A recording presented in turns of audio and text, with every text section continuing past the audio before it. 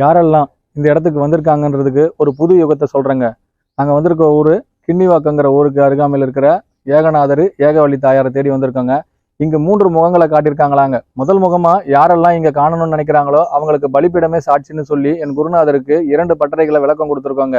முதல் பட்டறைய யாராச்சும் ஒருத்தருக்கு விருட்சம்னா எதுன்னு கேட்கும் பொழுது அவங்க எல்லாமே கன்னி விருட்சம்னு சொல்லி எல்லா விருட்சங்களையும் தேடி பார்த்தாங்களாங்க. முதல் விருட்சத்துல தன் குருநாதரையே மறைச்சு காட்டின குருநாதருக்கு மறுபடியும் ஒரு சீடன் எதை காட்டணுங்கிறதுக்கு யாரெல்லாம் முன்பத்தினி பின்பத்தினிங்கிற 2 விரதங்களை காட்டியிருக்கிறாங்களாங்க. முன்பத்தினியா இருக்கிறவங்க அம்மாவுக்கு எந்த ஒரு பாத்தியதை கொடுத்தாலும் அவங்களுக்கு 3 முகமா இருக்கணும், இல்ல சீடர்களுக்கு 6 முகமா இருக்கணும்னு சொல்லி 6வது முகத்தை இங்க காட்ட வந்தாங்களாங்க.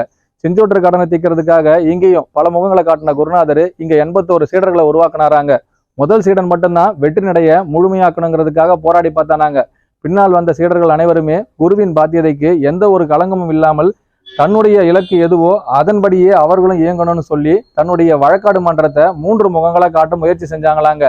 வழக்கு எதுவோ மறைமுகமா இருந்தாலும் நேர்த்தியான கடன் எது வேண்டுமோ அதை மட்டும் செய்யணும்னு எல்லாருமே போராடி பார்த்தாங்களாங்க. போராடினதுல ஒன்னே ஒண்ணுதாங்க நிவர்த்தி கடனாச்சு. இங்க யாருக்காக இந்த ஸ்தலம் உருவாக்கப்பட்டதோ அந்த ஸ்தலத்துல 2 பேருக்கு மட்டும் முழு காணிக்கை கொடுக்கப்பட்டதாங்க.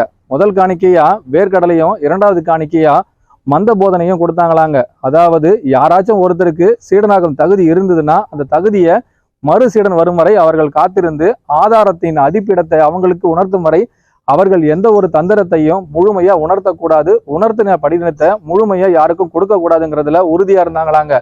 உறுதியா இருந்த பட்டினத்தை 3 முகமா காட்டும் பொழுது ஒரே ஒருத்தருக்கு மட்டும்தான் செவந்தி பூ கிடைச்சிட்டாங்க. 2வது ஒருத்தருக்கு அவருடைய வனராட்சசன்ற பெயர் பட்டம் கொடுத்தாங்களாங்க.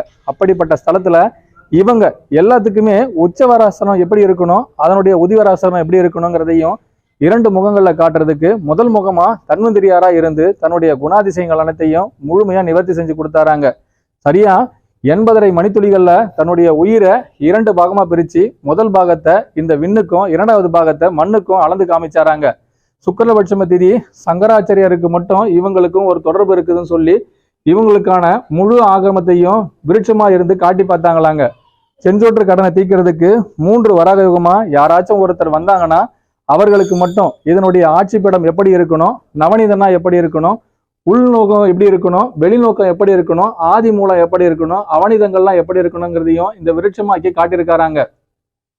மீண்டும் ஒரு முறை சுக்லபட்சம திதி தாட்சாயன யோகத்துல இவங்களை தரிசிச்சா முக்கிய பலன் கிடைக்கும்னு சொல்றாங்களாங்க.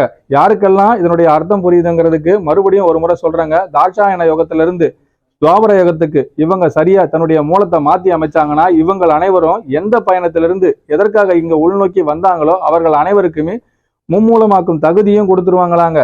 சக்கரவாயுகத்திலிருந்து பிராதா யுகத்துக்கு 3 வள கிரகங்களை உருவாக்கி பார்த்தாங்களாங்க. ஆனா யாருக்குமே அதனக்கான பலனை இங்க கொடுக்கவே இல்லையாங்க. தன்னிந்திரியாருக்கு மட்டும் முழு பலனை கொடுத்த குருநாதர் 2 வேர்க்கடலைகளுக்கு நீங்களும் உங்களுடைய ஞானப்பீடமும் உத்வேகமா இருந்துருச்சுன்னா இந்த இடத்த நாங்க வைர யுகம் இல்ல வராக யுகமா மாத்தி காட்டுறேன்னு சொல்லிதான் இந்த இடத்துக்கு அழைப்பு கொடுத்துருக்காங்களாங்க. புல்லெல்லாம் எல்லாமே மேய்வேலியா இருக்குங்க. ஆதி வராக யுகத்திற்கு மிகவும் சிறப்பு வாய்ந்த ஸ்தலமா இருக்குங்க. ஆனா கன்றுக்குட்டிக்கு மட்டும்தான் இதனுடைய விளக்கம் புரியணுங்கிறதுக்காக மறு யுகத்திற்கு நீ பயணிக்கும் பொழுது இதனுடைய விளக்கங்களை உன்னிடம் தந்து விடுவேன்னு சொல்லி 3 வளாக யுகங்களை உருவாக்கி இருக்காராங்க. சுக்லபட்சம் இதுல இருந்து நார்த்தாமலை ரகசியத்தை கூட இதுல 3 முயற்சிகள்ல செஞ்சிருக்காங்களாங்க. சரியா 80வது விளக்காட முடிக்கும் பொழுதுதான் தன்னுடைய முழு உலகத்தையும் இந்த இடத்துல இருந்து காட்டணும்னு ஆசைப்பட்ட குருநாதருக்கு செஞ்சோற்று கடன் தீர்ப்பதற்கு யாராச்சும் ஒருத்தர் வருவாங்க. அவங்க வந்து தன்னுடைய முழு ஆகமத்தையும் செஞ்சு கொடுக்கிற ஆகம வித்து எதுவோ அதன் அடிப்படையின் தத்துவத்திலிருந்து நாங்க 3 யுகங்களையும் ஆள போறோம், அந்த ஆளும் தன்மைக்கேற்ப இந்த இடமும் மாறட்டும்னு சொல்லி இங்க இருக்கிற 80 சீடர்களுக்கும் ஆதி சீடனாகும் தகுதியை மட்டும் கொடுத்து அடுத்த பிறவி எடுத்து மீண்டும் உங்களுடைய உளத்தால் முழுமையாய் கருணை மழை பொழியும் குருநாதரின் பாதத்தை தவழும் பொழுது உங்களுக்கான மறு விருட்சம் கிடைக்கட்டும்னு சொல்லி இங்கேயே மறைஞ்சு போயிட்டாங்களாங்க. இப்ப மறைஞ்சவங்களுக்கு எல்லாருக்குமே மறு போதனை எப்படி கொடுக்கணும்ன்றதுக்கு நாங்களும் ஒரு விருட்ச குலத்தை உருவாக்கி காட்டணுங்க. தென்னிந்தியாவிலேயே முதல் சரடு குளம்னு கூட சொல்லலாங்க. அதாவது மதுரையிலிருந்து சுமார் 36 மைல் தொலைவில் இருக்கிற நாடு வைகை என்ற இடத்துக்கு நீங்க மீண்டும் திருவைகையம் பதிக்கு யாராச்சும் பயணிச்சீங்கன்னா உங்களுடைய வரலாற்றை நாங்க இங்கிருந்து அங்க முழுமையா திறந்து வைக்கிறோன்னு சொல்லி எங்களுடைய விருட்ச மாநாடை முழுமையா முடிச்சு கொடுக்க நாங்க புறப்பட்டு வந்தோங்க. புறப்பட்ட இடத்துல முதல் ஸ்தலமா இந்த இடத்த அறிவிச்சிருக்கோங்க. 2வது ஸ்தானக்கட்டையில ஒரே ஒரு கருவூரார் வழக்க இந்த இடத்துல நாங்க மீண்டும் வெளிப்படுத்த ஆசைப்படுறோங்க. கல்லு இல்ல மரம் ஏதாச்சும் ஒண்ணு இங்க இருக்குன்னா அதற்கான காரணம் என்னன்னு யாராச்சும் கண்டுபிடிங்க.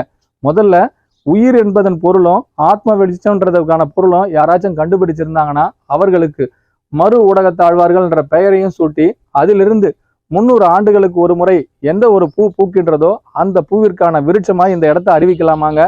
சுமார் 250 வருடங்களுக்கு ஒரு முறை தான் இந்த இடத்துல மீண்டும் வனக்கூலங்கள் உருவாகிற ஸ்தலமா கூட உருவாக்கி காட்டுவாங்களாங்க. இது மட்டும் இல்லைங்க, மீண்டு வருவாய் மகனே இல்ல மீண்டு வருவாய் மகளே என்று யாராச்சும் துத்தநாக பூ எடுத்து இந்த இடத்துல மெரு விருட்சமா யாராச்சும் அறிவிச்சாங்கன்னா அதற்கான காரண கருத்தையும் இங்க வெளியிடலாமாங்க. 3 மலம் கழிச்சிருக்காங்க. வடக்கு நெல்லூரை முழுமையா முடிச்சிருக்காங்க.